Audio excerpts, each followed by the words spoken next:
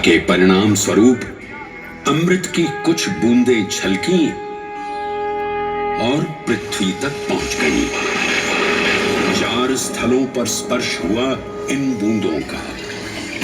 हरिद्वार, प्रयागराज, नासिक और उज्जैन। अमृत की इन्हीं बूंदों के कारण उज्जैन में हर 12 वर्ष पर कुंभ सिंहस्थ मेले का आयोजन होता है। भगवान शिव की लीला देखिए। लोक कल्याण के लिए स्वयं विषपान किया और अपनी नगरी पर अमृत वर्षा करवाई। अमृत की पावन बूंदों से अभिसिंचित ये दिव्य उज्जैन भूमि रामायण के पृष्ठों में भी सम्मिलित हुई। सतयुग के बाद त्रेता युग में माता सीता की खोज में वानर सेना का यहाँ आगमन हुआ।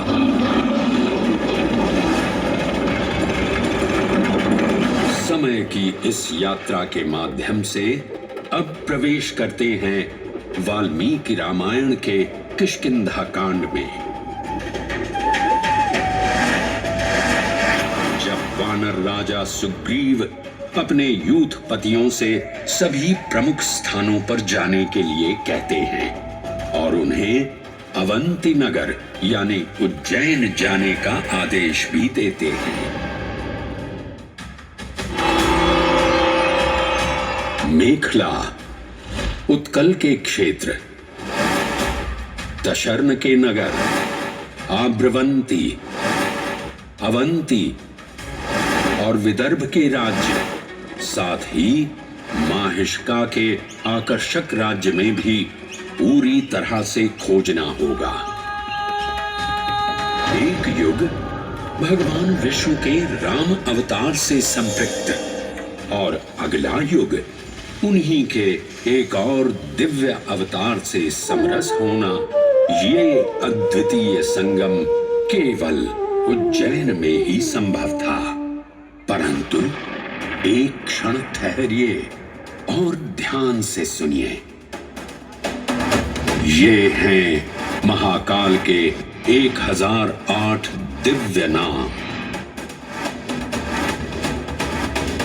हाँ, मैंने काल चक्र को परिवर्तित कर दिया है और अब द्वापर युग का शुभारंभ हो चुका है। विस्मय पूर्ण हो जाएंगे ये जानकर कि महाकाल के इन नामों को स्वयं भगवान श्री कृष्ण ने रचकर पिरोया था।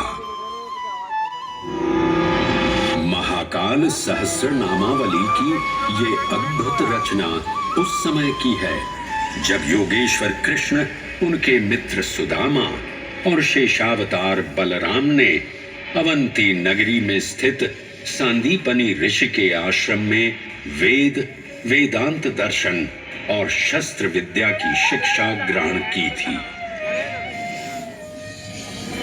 कहते हैं कि भगवान श्री कृष्ण को अवंती ने ऐसा मंत्रमुग्ध कर दिया कि यहाँ 64 दिनों तक रुककर उन्होंने 64 विद्याएं और 14 कलाओं का ज्ञान लिया। उज्जैन का संबंध महाभारत से भी जुड़ा हुआ है। इस महान महाकाव्य के वन पर्व में उल्लेख किया गया है कि महाकालेश्वर मंदिर में स्थित कोटि तीर्थ जल का स्पर्श मात्र करने से अश्वमेध यज्ञ के समान फल प्राप्त होता था। और फिर परिवर्तन की इस अनवरत धारा ने एक नई कहानी लिखी। उज्जैन में उदय हुआ मौर्य वंश का। सम्राट बिंदुसार ने अपने पुत्र अशोक को उज्जैन का राज्यपाल बनाया और समय के साथ अशोक के शासनकाल में धर्म का विस्तार हुआ।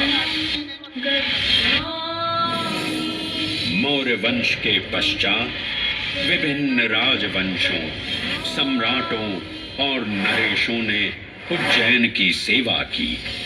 उनमें से प्रमुख मालवा गण और फिर गुप्त वंश ने यहाँ राज कर इसके वैभव में वृद्धि की।